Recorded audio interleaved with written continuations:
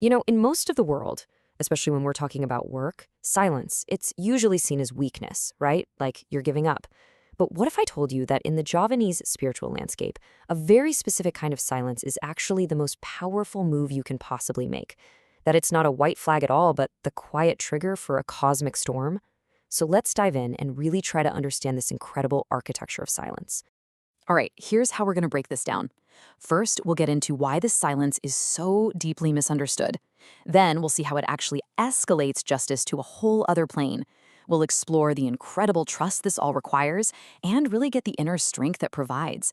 But we're also going to look at the dark side, when this idea of harmony can be a mask. And finally, we'll get to the most dangerous phase of all, leaving the offender completely and utterly alone. So let's jump right into this fundamental misunderstanding. Picture this. Someone gets wronged, and instead of yelling or fighting back, they respond with this quiet acceptance. Our first instinct, probably, is to think, oh, they've just given up. But in this context, that assumption could not be more wrong. This quote just hits the nail on the head, doesn't it? In our global culture, we are so conditioned to believe that power is loud. It's assertive. It demands to be heard. So naturally, when we come across a totally different model of power, one that is quiet and internal, we just don't even recognize it for what it is. We completely misread the signs.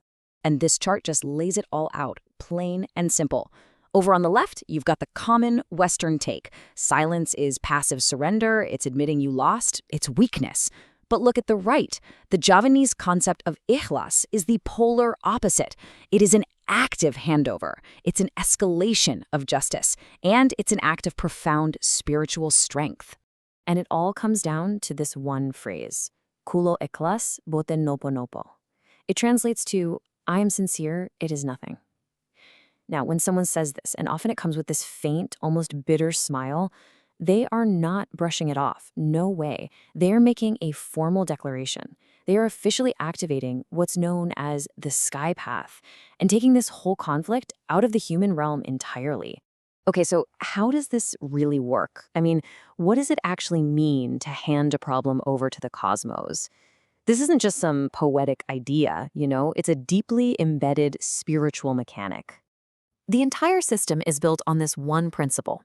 𝘬𝑗, the law of destiny.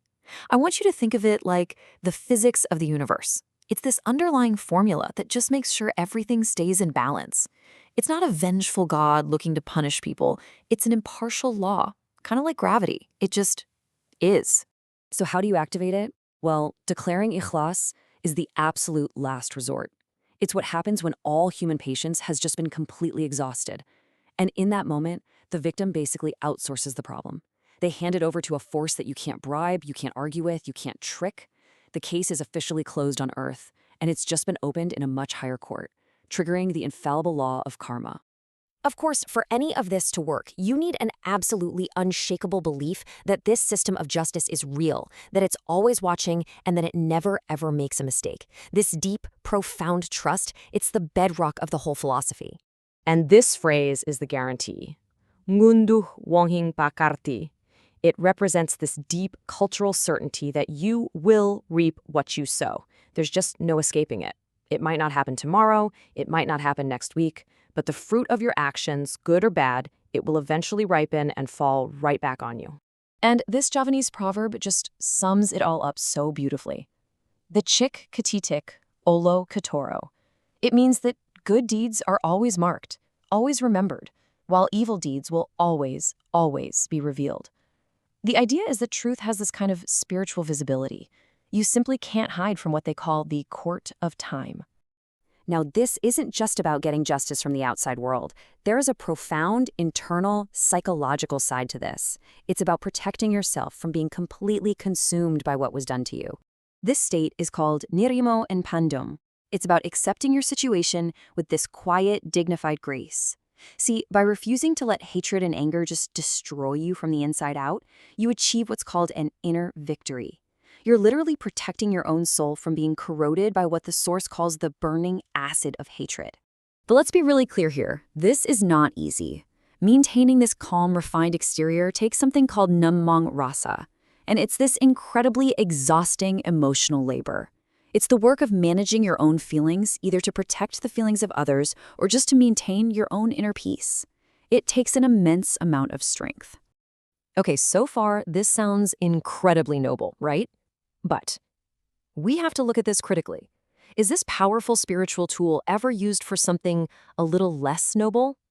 Can this whole mandate for harmony sometimes become a mask for oppression? And this right here is the central question we really have to ask ourselves. When someone who's in a position of low power gives in, is it truly an act of spiritual escalation? Or is it something they're forced to do simply because they have no other choice? The core value at play is rukun, or social harmony. And it's a beautiful ideal, truly, but it has a potential dark side.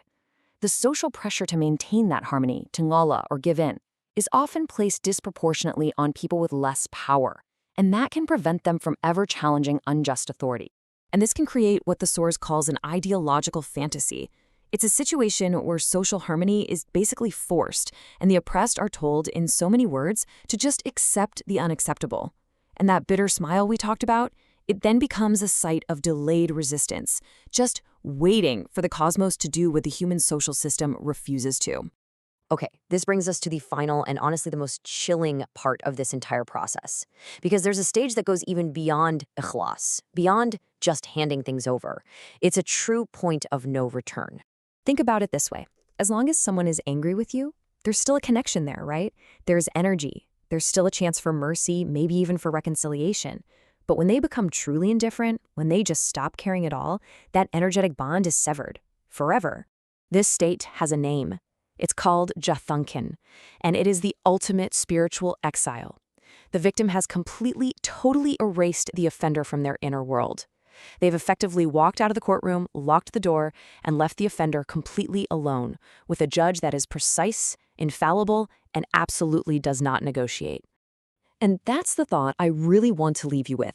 The next time you see someone respond to a deep injustice, not with a shout, but with a quiet, dignified silence, and maybe that bitter smile, don't see a person who has lost.